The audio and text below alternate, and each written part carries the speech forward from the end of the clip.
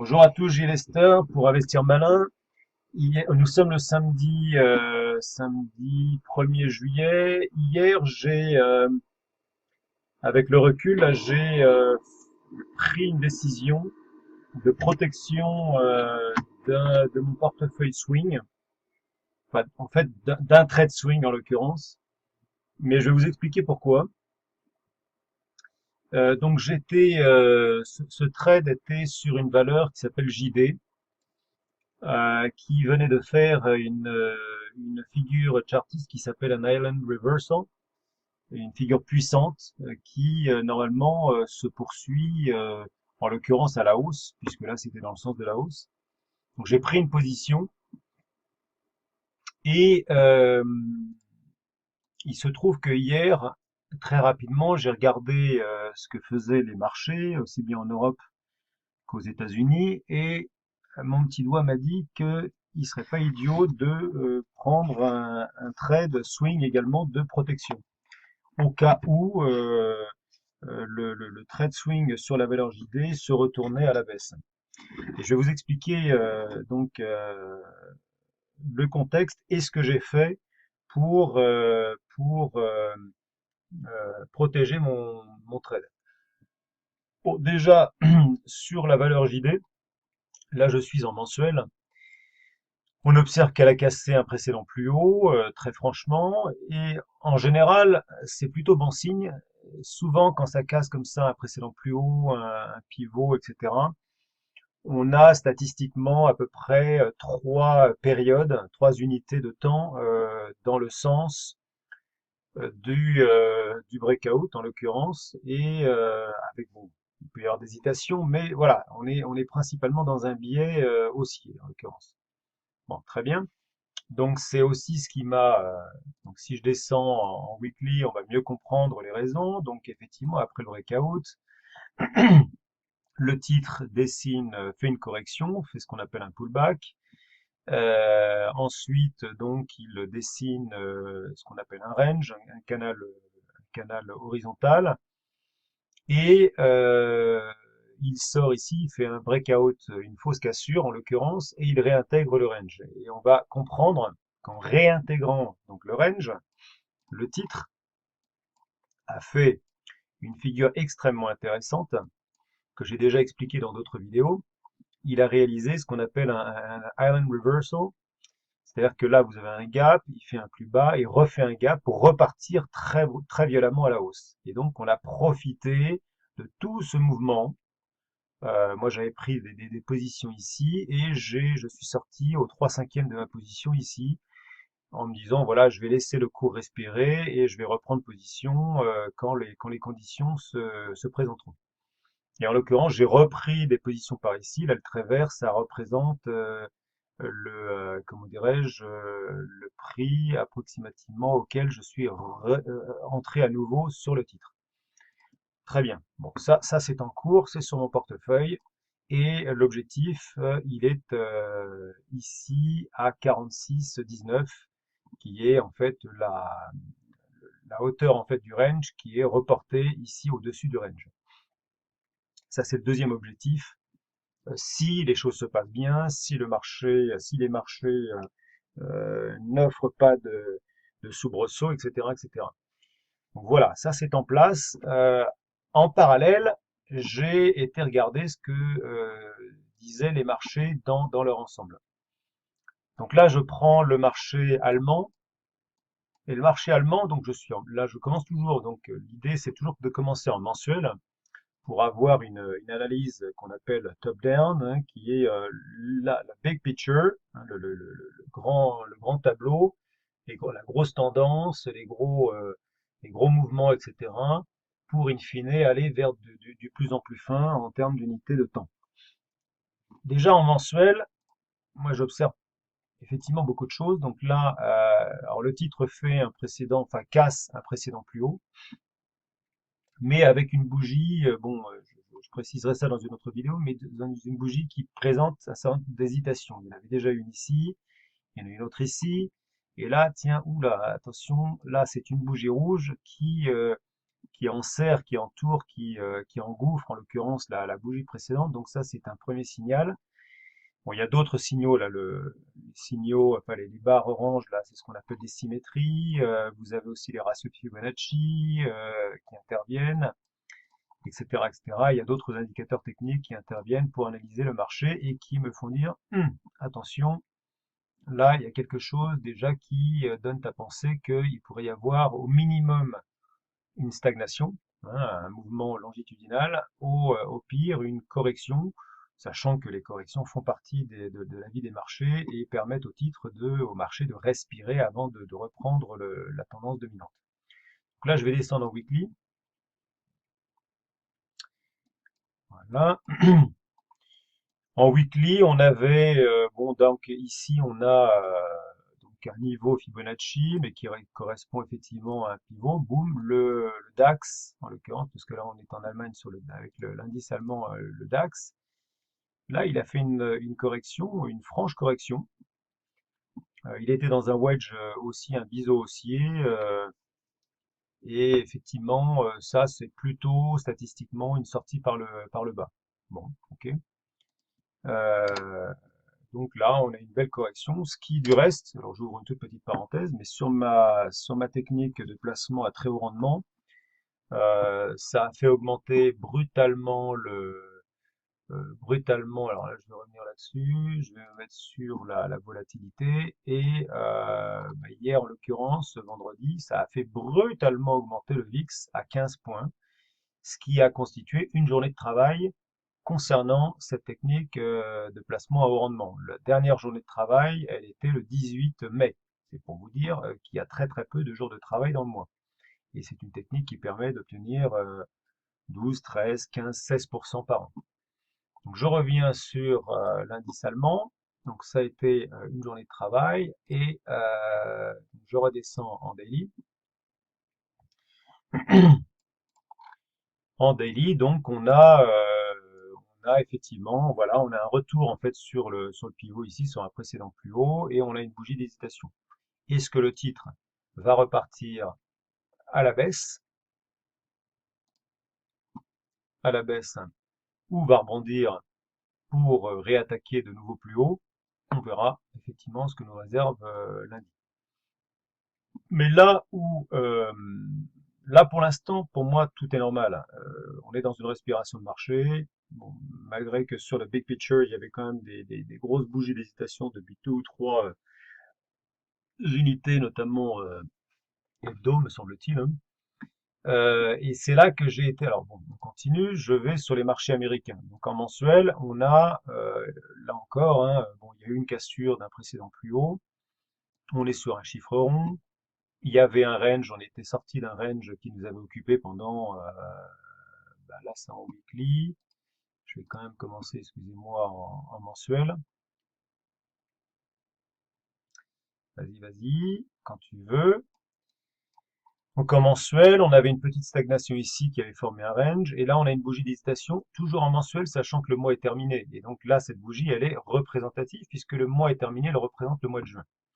Donc là, on a effectivement une bougie d'hésitation après une bougie mensuelle qui aussi était une bougie d'hésitation. C'est-à-dire que le titre, enfin, c'est une bougie, bon, je vais pas mettre encore des noms sur les bougies, mais en l'occurrence, on avait quand même des choses, une forme d'hésitation qui se dessinait depuis déjà 3 mois, 2, 3 mois. Ouais. Donc on descend en weekly, c'est quand tu veux. Voilà, et donc on a un retour. Mais là, ce qui est classique, hein, on a ce qui est un breakout, boum, ça y va, ça fait un pullback. Alors généralement, le pullback est quand même plus rapide que cela. Là, il y a un phénomène de stagnation et il y a un retour du marché du titre sur son précédent plus haut. Là, statistiquement, la probabilité, elle n'est pas entachée, hein, elle est pas cassée, c'est-à-dire que le titre peut parfaitement rebondir. Sachant qu'en plus, je fais un petit rappel, mais le marché européen, il a fait une correction, en tout cas il a fait un mouvement baissier soudain jeudi-vendredi, suite à la décision de Draghi, mardi 27, d'augmenter, enfin qui a eu pour conséquence de booster le cours de l'euro, sachant que le boost de l'euro fait que les marchés européens vont corriger, puisque nombre des exportations euh, vont être freinées par cette hausse de l'euro. Et vous observez, alors moi j'ai pas le CAC 40 ici, quoique si, je crois que je l'ai ici. Je vérifie. Ouais, effectivement, je l'ai. Donc on repart en mensuel. Hop là. Je le regarde très très rarement, hein. Donc, ok, donc on avait aussi une bougie d'hésitation puisqu'on est en temps mensuel. Et là, donc on a une correction sur ce qu'on pourrait. Bon, là, vous avez une bougie ici, puis vous avez des mèches ici.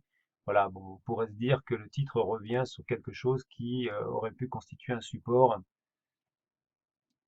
d'après les éléments graphiques dont on dispose. Hein, puisque là, il y a une zone de congestion, donc il revient faire une. Mais voilà. Ce que je veux dire par là, c'est que les marchés européens ont été les plus affectés par la décision de Draghi et les marchés américains beaucoup moins. Et on le voit au travers des corrections.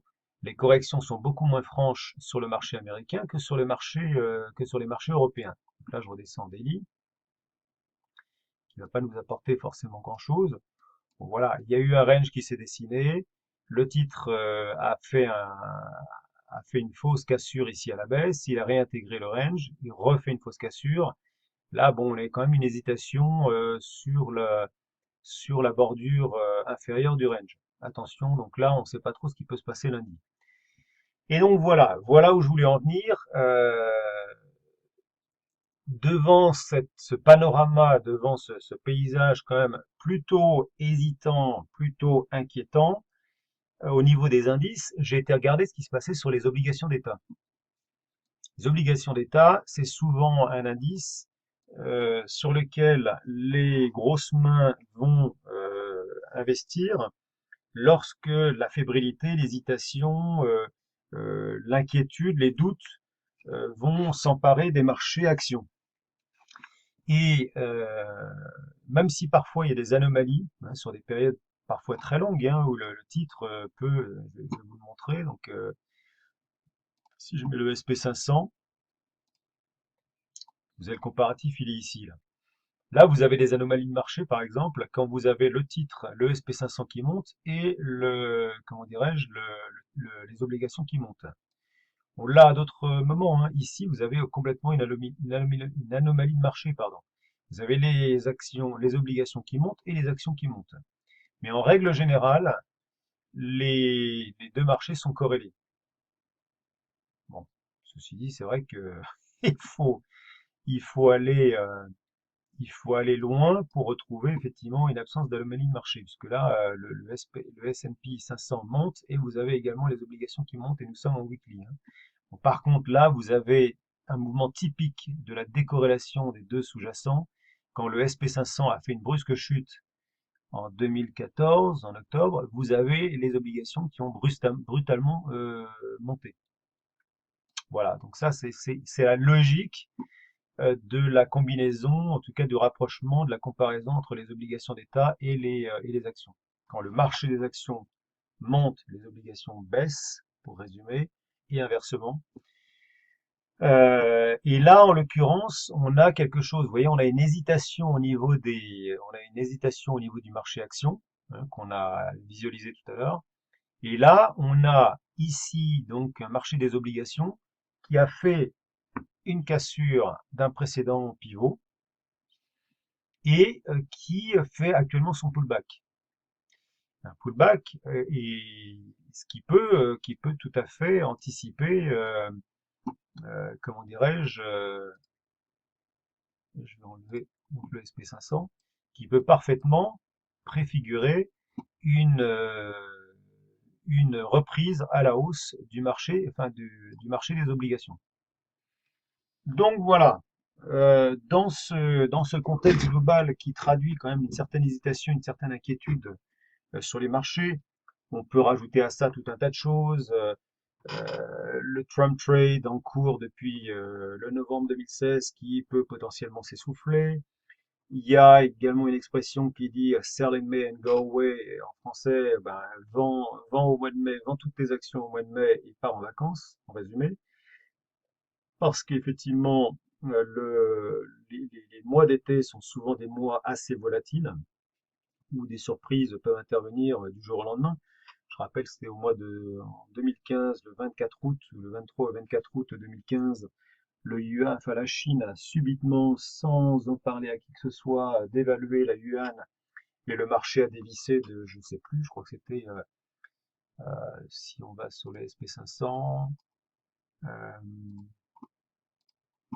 c'était en 2000. Attends, on va se mettre en weekly. Voilà. C'était quand? 2016. Ça, c'est 2016 toujours. Je crois que c'était là. Non.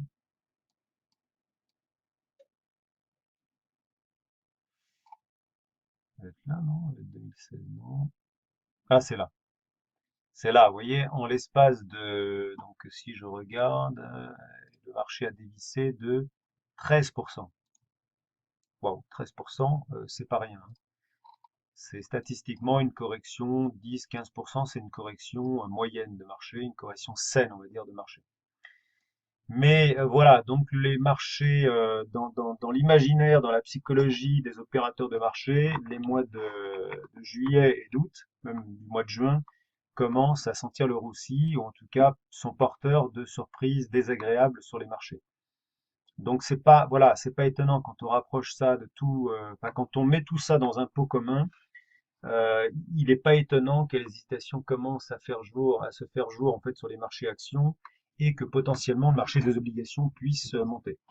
Et donc je reviens à mon trade d'origine, le trade sur, alors ça c'est le VIX, je vais revenir sur, voilà, sur le trade JD. Ici, le trade n'a pas présenté un truc qui m'a beaucoup rassuré parce que, comme je vous avais expliqué ça dans une précédente vidéo, le titre avait cassé ici une borne, un niveau, donc 39,42, le niveau de Fibonacci, et ça c'est pas bon. Quand le titre reste sous un niveau majeur comme celui-ci, c'est pas tout à fait bon. Certes, il est resté au-dessus d'une moyenne mobile, en l'occurrence à 50 périodes, mais c'est pas bon, c'est pas bon. Et donc, ce que j'ai fait, eh bien, j'ai protégé donc ce trade en en me positionnant en fait sur les obligations d'État américaines. Et j'ai pris donc en fonction de mon money management, en fonction de ma position sur le titre JD, j'ai pris une position sur le titre TLT.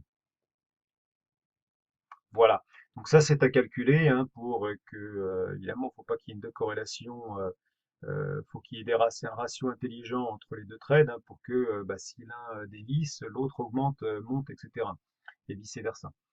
Euh, donc, ça me semblait intéressant de vous présenter et euh, pourquoi j'avais pris ce trade sur JD et pourquoi j'avais décidé vendredi 30 juin, hier en l'occurrence, de protéger ce trade.